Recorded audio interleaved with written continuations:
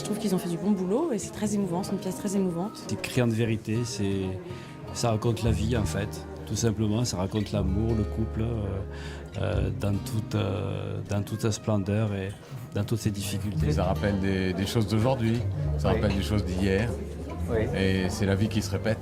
On peut en tirer un enseignement au final de ça? Moi, mon enseignement, c'est qu'il ne faut pas s'installer ensemble, mais je le pensais déjà avant.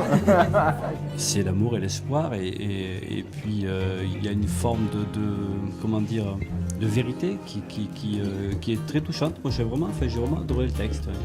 J'irai le revoir avec plaisir. 1, 2, 1, 2, donc c'est donc le portrait d'un couple. On pourrait parler de ping-pong amoureux? Bien sûr, ouais. C'est le mot? C'est ça. C'est un ping-pong amoureux. Qu'est-ce que tu vois dans cette combinaison? Déjà, ça défend l'idée principale que quand on est amoureux, ça active le cerveau, quoi. Ça donne envie de parler, d'échanger des choses. C'est pas un amour comme ça, mélancolique, plat. Ça donne envie que chacun dise un peu quelle est sa vision du monde et de découvrir quelle est celle de l'autre. Donc ça parle.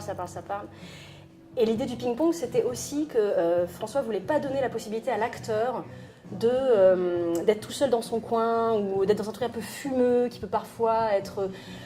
Toutes ces perversions de l'acteur studio, comme ça, où on se dit qu'il faut savoir le nom de son arrière-grand-mère pour pouvoir jouer un rôle.